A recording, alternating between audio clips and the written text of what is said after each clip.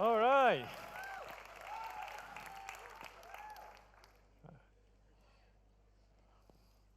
You still here? This is my last, or this is the last session, right? So, yeah. I just want to thank you for inviting me again. Thank you for the opportunity that you have given me to share. I love talking to leaders, and I want to close uh, in this last session with leadership thought, and I hope that you equip and empower and be better in your leadership skill.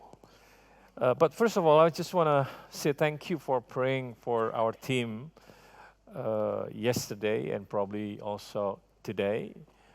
And they were about to finish the worship night, and it went very well. And the weather is very clear. And I just got report that the presence of God was so thick. And yeah, I just relieved to hear all of that. But we created a traffic jam all over the place. And a few of the VVIP invitation couldn't get in after stuck for 2 hours. So that's the only downside that we have. But overall, it's a historical moment, and I just thank you for supporting me and praying for me and for them, and just want to say thank you to all of you. God bless. You know, not many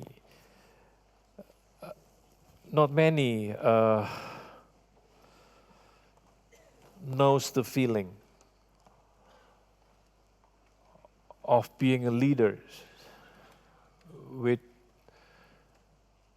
such a huge group of talented people, super talented people and super well known. It's not easy. It's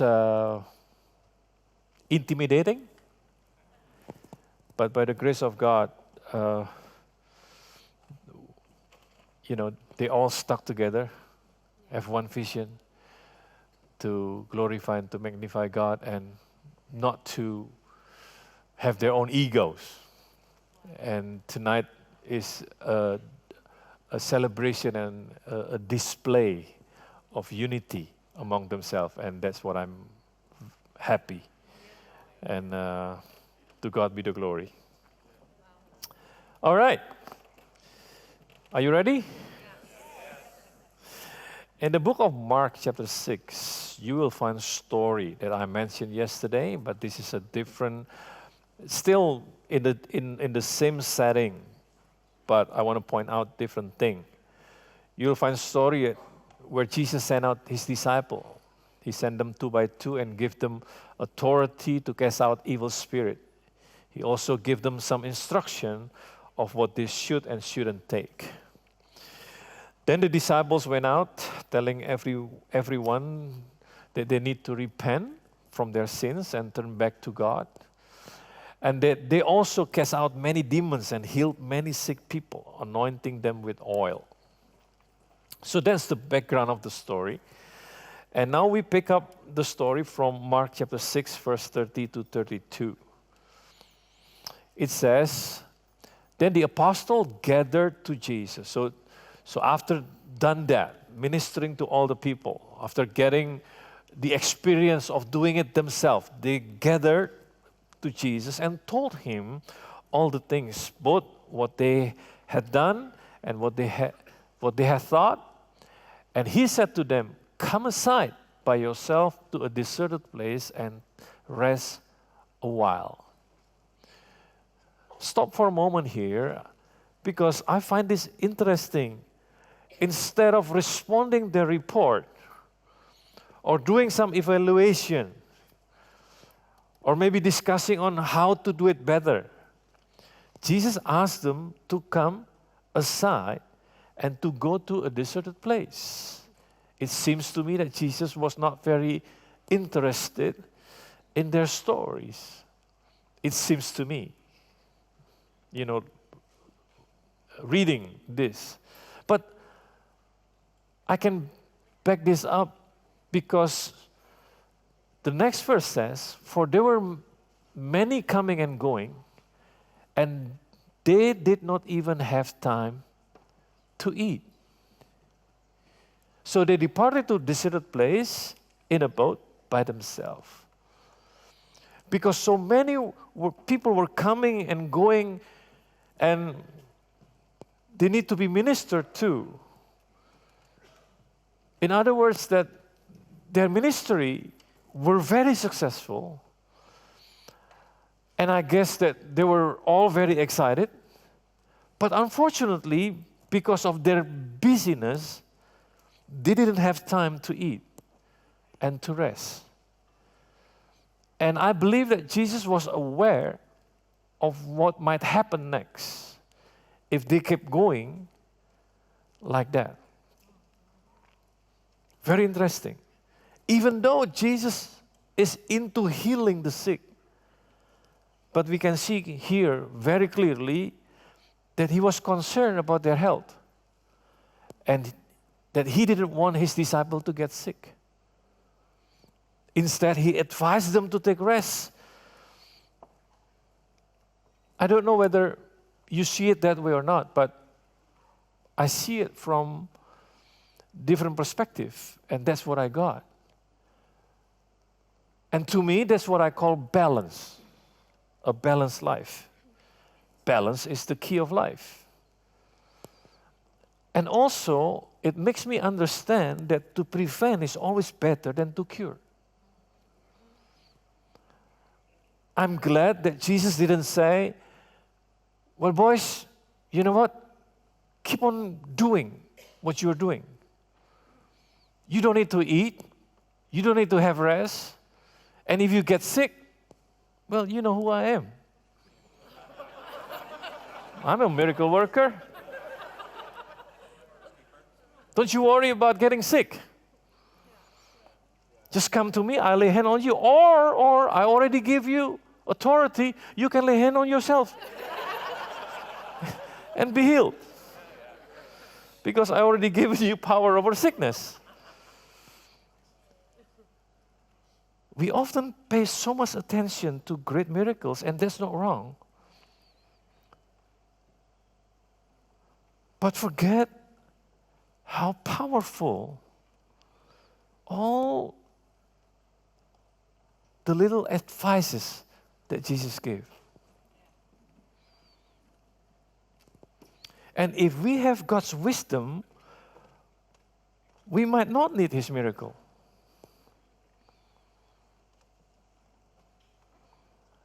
For me, it is better to be an agent of God's miracle rather than recipients of it. The truth is that you cannot do spiritual things but neglect the natural order.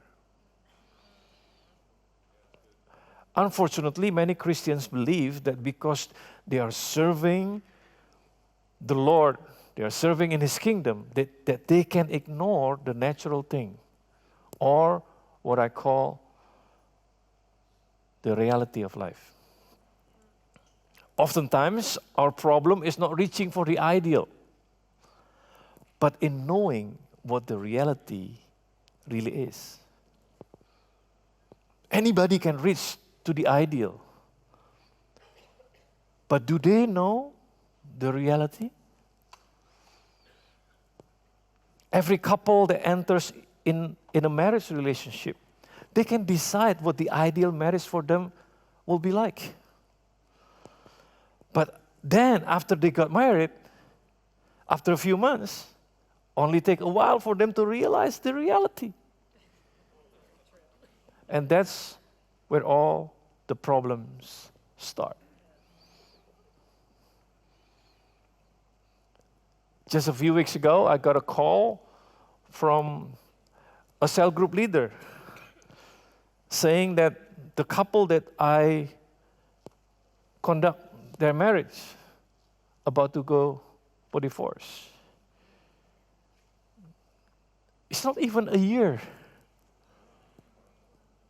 And they've been in relationship for more than 7 years. And they are in the midst of their 30s. So it means that they are not young anymore. They are very much mature in if you see it at their age.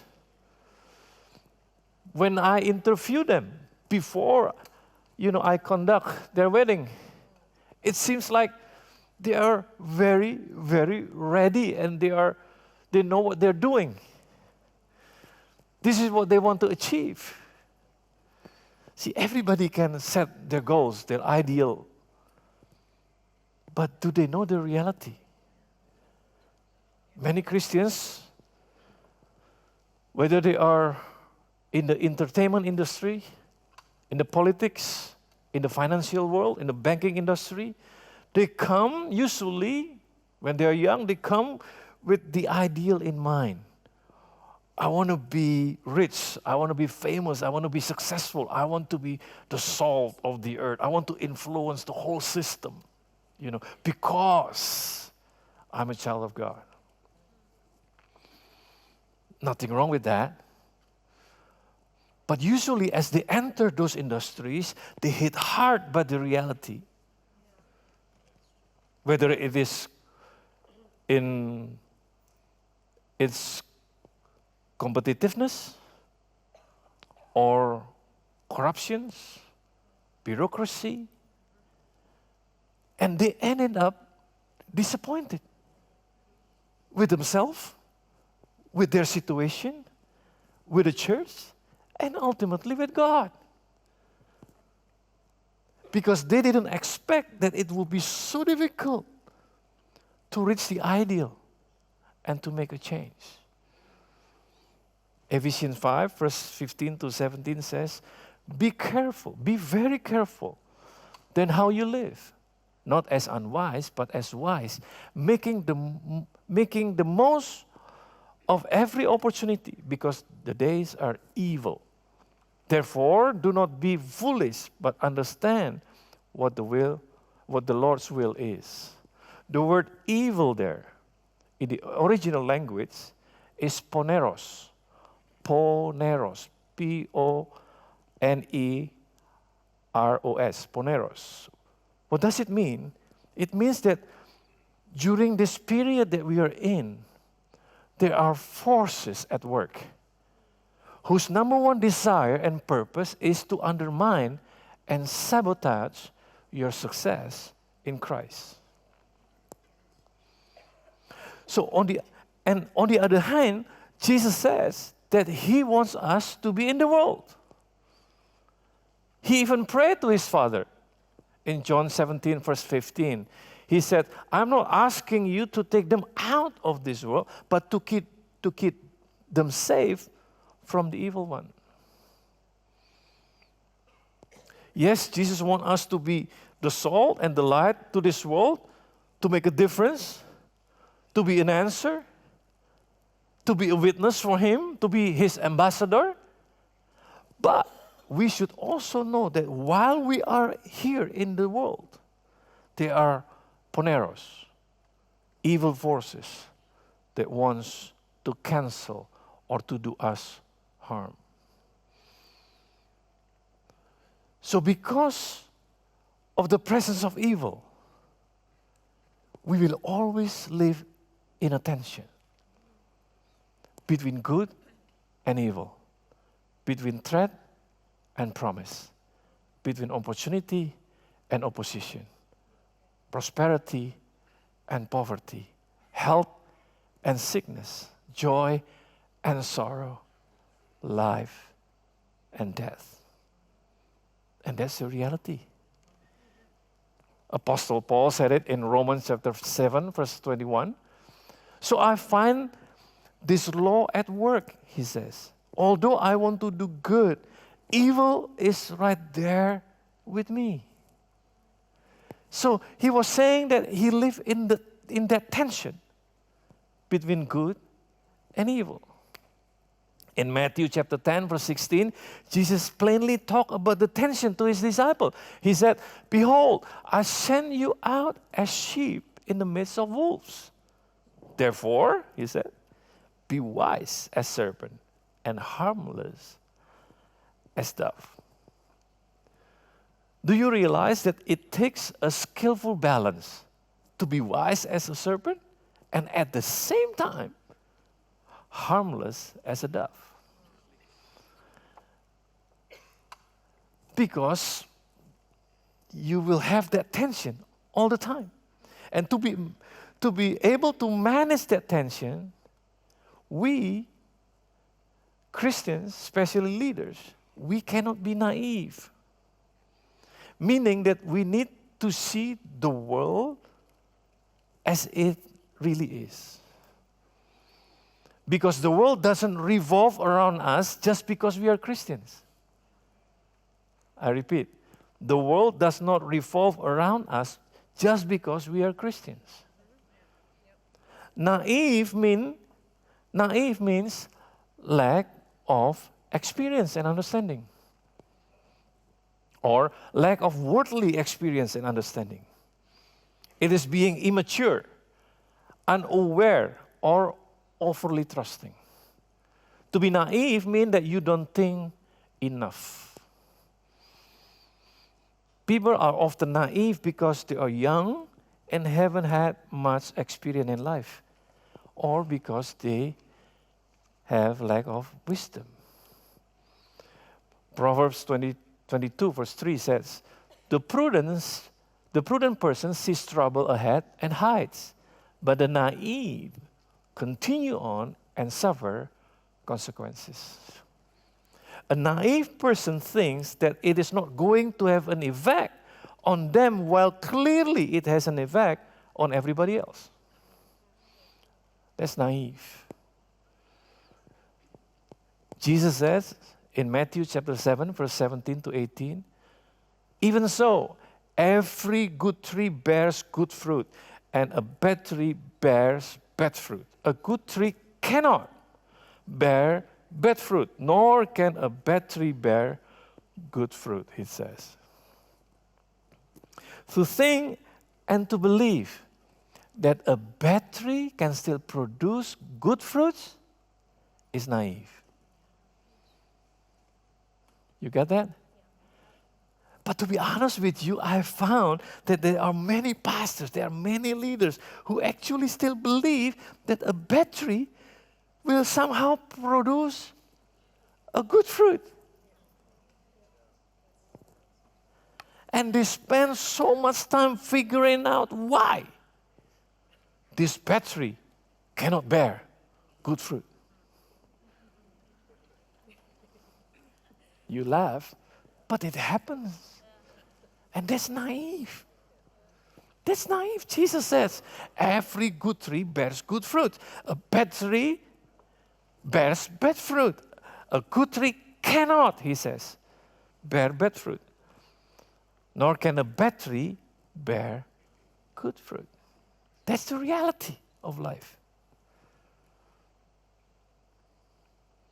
Not that you cannot ask why, but you just don't spend too much time on it if you know what kind of a tree it is. As a leader, we cannot afford to be naive. If you understand and accept the reality, then you can move forward. You see, naive people make assumptions. People who make assumptions interpret the world the way they think it is, or the way they themselves want it to be. When you don't seek the truth behind things, you end up with your own interpretation and your own conclusions. And when you are naive and make assumptions, you are bound to the limitation that those assumptions place on you. You are stuck. You cannot grow. You cannot go higher in the level of life because you don't seek the truth. Let me give you another example. This usually happens in the marriage relationship. A husband who thinks that his marriage is all fine. You know, whenever we met, I always ask, usually to the husbands, hey, how is it going? How is your marriage? Oh, fine, Pastor, fine. It's all good. It's all good. Great. We have great marriage. Therefore, every time his wife asks him to go to marriage seminar, he always refuses because, why? We have such a good marriage. He assumed that his marriage is good and that his wife is okay, when actually his wife has been complaining about him and asking him to seek help. You see, naive people tend to make assumptions. Jesus said in John 8, verse 32, then you will know the truth, and the truth will set you free. Only if you're willing to seek the truth and see your condition, see the world as it really is, only then you will break free from all assumptions. Only then you will break free from naivete, and you will gain wisdom. Now, having said that, that's just the introduction. Let us go to the parable of the sowers in the book of Mark. And we jump straight away to the meaning of the parable. Mark 4, verse 13 to 20. And he said to them, do you not understand this parable? How then will you understand all the parables? The sower sows the word, and these are the ones by the wayside, where the word is sown. When they hear, Satan comes immediately and takes away the word that was sown in their hearts. And likewise are the ones who sown in a stony ground, who when they hear the word immediately receive it with gladness, and they have not root in themselves, and so endure only for a time. Afterward, when tribulation or persecution arises, for the word's sake, immediately they stumble. Now, these are the ones sown among thorns. They are the ones who hear the word and cares of this word and deceitfulness of riches and the desire for other things entering and choke the word, and it become unfruitful. But these are the ones sown on good ground. Those who hear the word, accept it, bear fruits, some 30-fold, some 60, and some 100. Beautiful, beautiful parables. These parables help me, and should help you, and help us as a leader, and can save us from many disappointments in life if we understand. I've seen so many leaders, especially young leaders, struggling nowadays with stress, with burnout, with mental health, because they experience disappointment after disappointment, and they don't know how to deal with it. Do you know that disappointment is never based on what you find? It's always based on what you expected to find. The bigger the gap between your expectation or your ideal and your reality, the more disappointed you will become. When I was young, I used to be easily disappointed in people that I've worked with.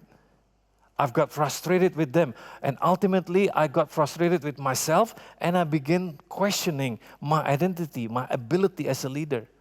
But when I studied this parable and saw it from life perspective, looking at my experience and as a leader, I began to understand its meaning. And since that moment on, I can tell you that I am free from disappointment. This parable of the sower is very critical. It's very foundational. Jesus said, if you fail to understand the meaning of this parable, how can you understand all the other parables? So it's foundational, it's very critical. And in the time that we have, let's look into it carefully. The seed is the word. It can be a vision, a dream, or an idea that you as a leader get from God. You are excited about it because you can see all of a sudden your future. Because of what God has spoken to you. All of a sudden you can see the future that it will bring. And of course, you want to share your vision with others. You want to share your dreams and your idea to your people, to your congregation, to your staff, to your team. And you start to sow the seed. Because that is what a visionary person will do, to get support from the people. But Jesus, the Master himself, explained that not all the seed that you sow will produce fruit. Not all the people will be productive and give you 100-fold return of your investment. You cannot expect that all of them will understand and run with your vision. You are naive if you think that when you share your vision, all of them will get it. You are naive when you do that. In fact, you will discover that there are 4 groups of people that will determine your return of investment when you show your vision to the people. And only 25% guarantee a return. And only 1/3 from the 25% guarantees 100-fold return.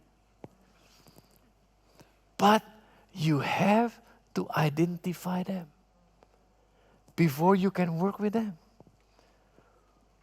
And to do that, you need to become a student of soils. You need to become a student of soil. The first group is the wayside, the ignorant. These are the people that just don't get it. No matter how you communicate your vision, you can use every mean that you have, using all the props, using the social media, using all the media, the film and everything, but they just don't get it. The light is off. Nobody's home. You know? Just like when you sow seed, I bring a grape seed here. Oh, it's so small. If you put this seed here, it doesn't matter what you pour into it. The seed will never grow. It will remain unproductive. In life, we don't sow seed without first identifying the soil. But when it comes to leadership, especially in the church, for some reason, I've seen many leaders trying to put energy, spend time and effort to grow seeds on wood. They're praying over it. They're fasting. Lay hand on it. Grow in Jesus' name. And that's what happens.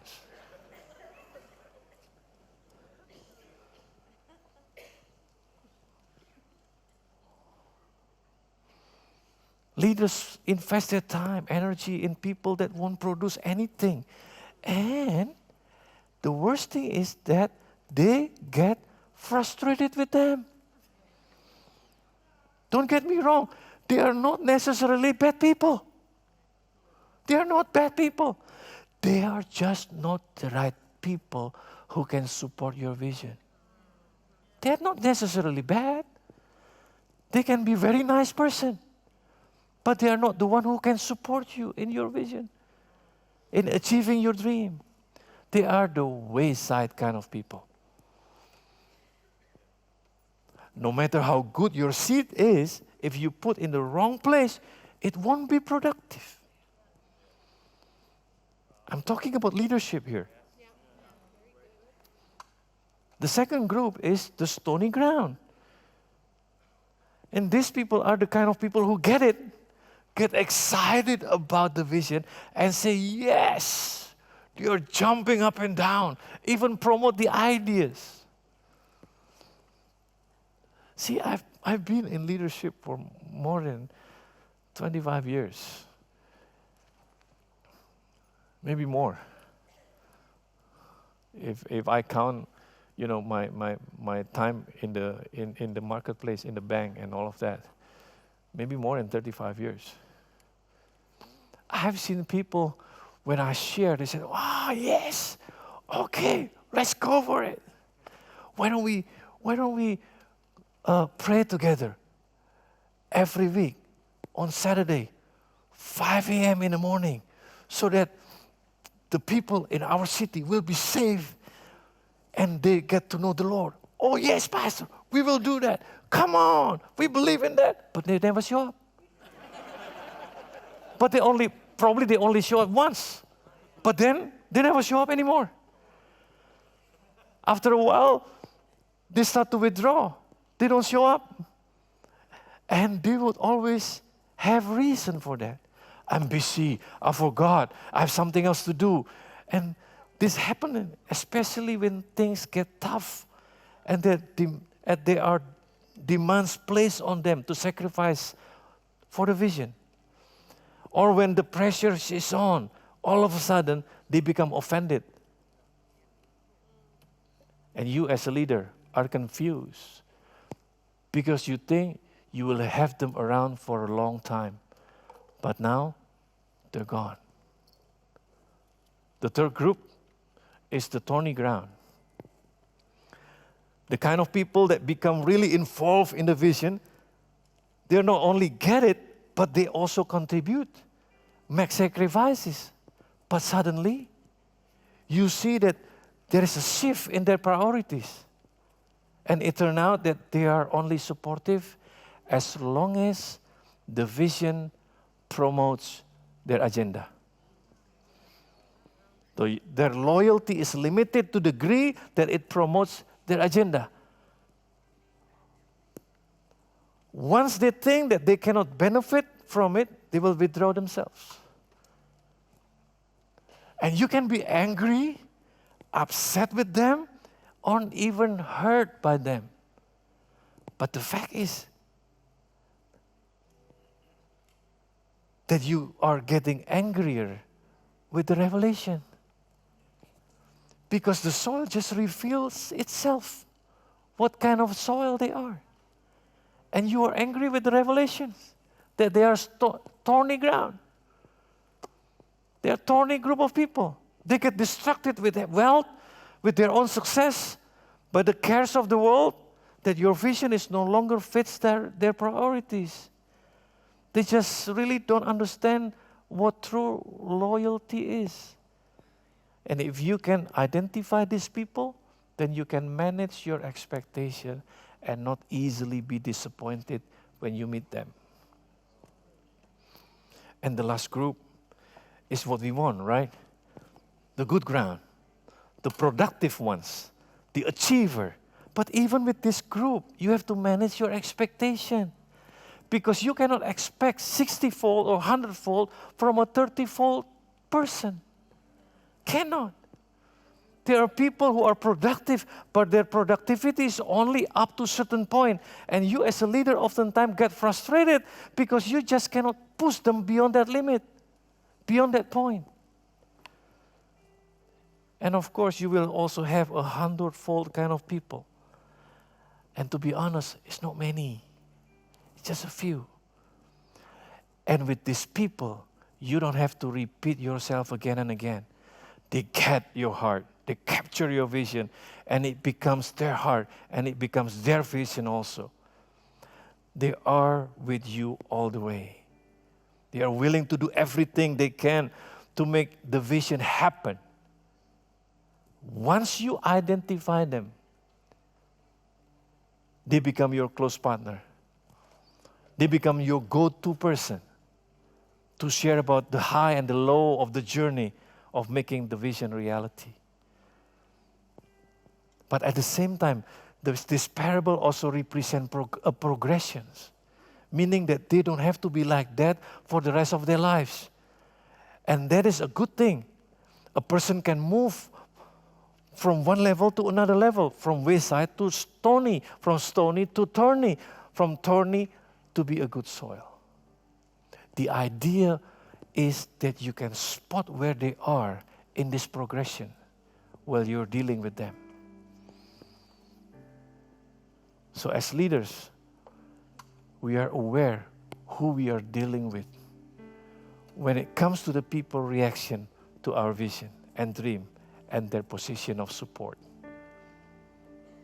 That's why we need to be students of soil, so we can manage our expectation and avoid disappointment and stress and mental health and burnout, because we can accept people where they are. And if you have done your study, then you can manage the distance in your relationship with those people that you work with. Who needs to be close to you and who needs to be kept in distance. You know who you should go to share your ideas and your vision for the future. And this will help you to achieve your vision quicker without having experienced burnout, disappointment, and mental health issue. But to identify who's who, you need to become a student of soil. God bless you.